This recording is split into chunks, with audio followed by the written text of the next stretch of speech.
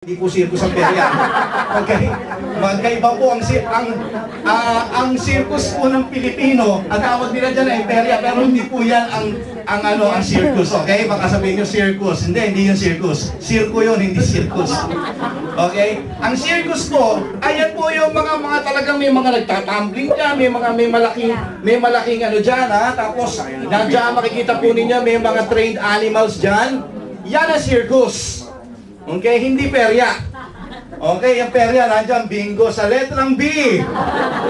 Alam ko yan, madalas ako sa perya nung araw sa Dundo. Alright? So, be willing to change. Why? Kasi tingnan po ninyo, doon sa perya, kung bakit ko nga po ba na nasabi yan, sa perya tuloy, ba't ako sa circus. Okay? Kasi naman ito si, talagang mahilig sa perya itong isang to eh. Okay? Sa circus po, mga kapatid, alam natin marami dyan yung elepante. Elephant. Isa sila sa mga main attraction ng circus. Okay? Alam niyo po ba kung paano sila tinitrain ng kanilang mga master? Bata pa lamang po yan, kung bagong panganak yan, ang ginagawa po sa kanila, tinatalian po silang mabuti, at yung tali na yon ay itatali sa isang pegang na ang akala nila, yung tusok na yan, ang akala nung maliit na baby elephant na yon, akala niya tinusok lang na ganyan. Hindi niya alam, yan po ay naka sa bakal sa ilalim. So kahit na anong gawin niya, ay hindi siya makakawala ron. Ginagawa ngayon ng master, nung nagtuturo sa kanila, ilalagay siya doon, at ang gagawin naman itong baby elephant, talagang magwawala siya, pipilitin niya makawala. Araw-araw nilalagay siya, araw-araw ganun ang ginagawa nitong baby elephant na to. Araw-araw, hanggang sa isang araw huminto na siya, he gave up na magwala, hanggang sa lumaki na siya, nakasanayan na niyang hindi siya nagwawala dahil nasanay na siyang inilalagay doon. Ngayon, isa na siyang dambuhala, okay, 20 tonner, at siya ay ilalagay na lang ng kanyang master, at itatali na lang siya doon sa peg, na sa totoo lang, isang hinga lang niya, isang singhot lang niya, sok! Okay? Iyon ay matatanggal. Pero, bakit hindi na siya nagwawala at nag-iisip pang kumawala? Alam mo kung bakit? Sapagkat pumasok na sa isip niya, wala ako magagawa doon, ginawa ko na ang the best ko. At ako ay hindi talaga makakaalis. Nakasanayan niya. Why? Because ito yung sinasabi ko ngayon, it was, imposed limitation. Ay makikita po natin dito mga kapatid ko. Okay? Sa totoo lang, meron kang bagay na magagawa mo. Kaya lang, ito ay naging parang naituro sa'yo when you're being brought up as a kid. Maybe through your family. Okay? Gusto kong isipin natin dito mga kapatid ko, kaya hindi mo ma-attain yung full potential mo sapagkat naniwala ka sa limitasyong inilagay sa'yo ng mga taong nakatatanda sa'yo nung mga unang panahon at hanggang sa panahon na ito. Tama po yung sinasabi ko?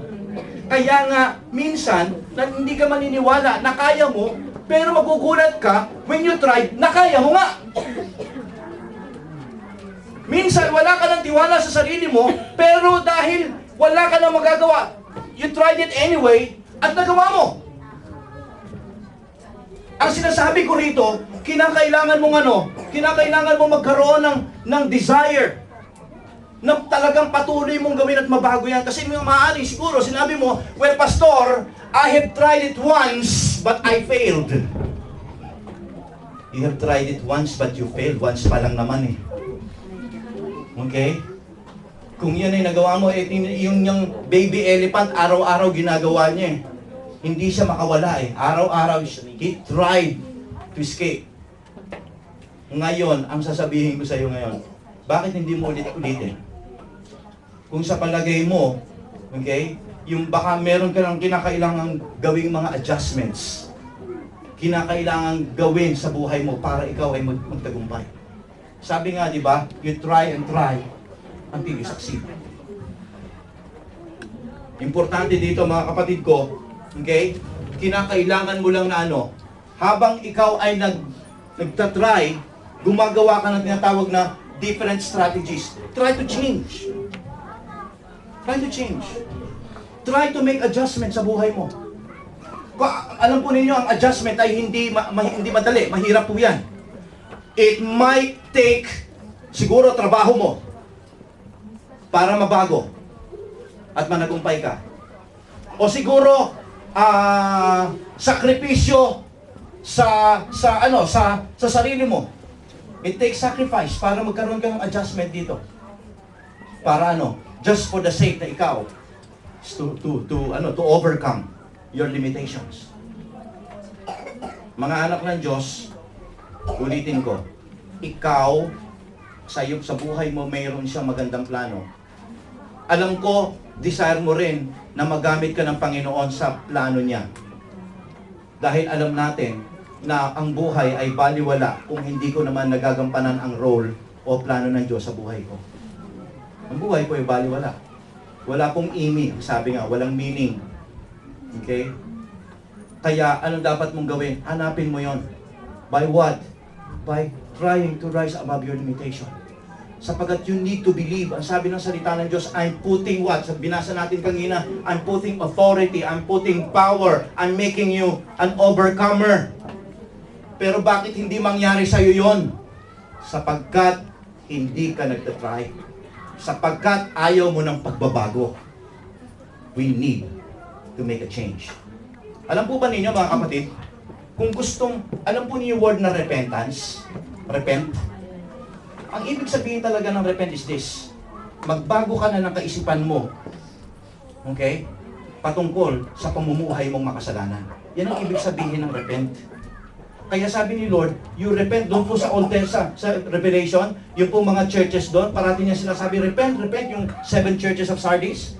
Sinabi po niya doon, you repent. Bakit? Ang sinasabi niya rito, magbago kayo na inyong kaisipan. Sabi po, Revelations, okay? Revelations chapter 2 verse 5. Remember the height from which you have fallen. Repent and do the things you did at first. If you do not repent, I will come to you and remove your lampstand from its place. Sabi niya gano'n, bago mo gawin uli yung mga panawagan ko sa'yo, magbago ka muna ng kaisipan. Yan ang ibig sabihin ng repent. Again, in Revelations chapter 3 verse 19, sabi gano'n, those whom I love, I rebuke and discipline. So be earnest and repent. Nais ng Diyos, bago kanya gamitin, kinakailangan magkaroon ka ng pagbabago ng iyong kaisipan. So ano hinahanap dito ng Diyos? Matuto tayo sa mga changes. Matuto ka. Maaari sabihin mo sa akin, Pastor, mahirap yatang baguhin ang sarili. Siguro sa sarili ko, ako hindi ko mabago. Dumaan na po yung New Year's resolution parati, taon-taon. 46 na taon na po ako. Taon-taon ako ay naghumihingi ng pagbabago. Pero hindi po ako mabago. Hindi po totoo sa akin ang pagbabago. Talagang hindi ko mabago. Pero sabihin ko sa iyo, nababago ka. Ikaw lang ang nagsasabi na hindi ka nababago. Nababago ka. Saan? Nababago tayo. Pag tinanong mo nga, mababago ka. Kapag ikay nasaktan, di ba nababago ka? Halimbawa, sinaktan ka ng iyong asawa. O di ba nababago ka? Maaari sabihin mo, hindi ka nabago nung una. Sinaktan ka uli. Maaari hindi ka pa rin nabago. Okay. Sinaktan ka uli. Ayan, magbabago ka na. Ay sasabihin mo, nadala na ako eh. Alright? Ano ibig sabihin? Sa palagay mo, ang bottom line kung bakit sinasabi yan, kasi hindi totoo yung sinasabi mong hindi ka mababago. Ang tao pwedeng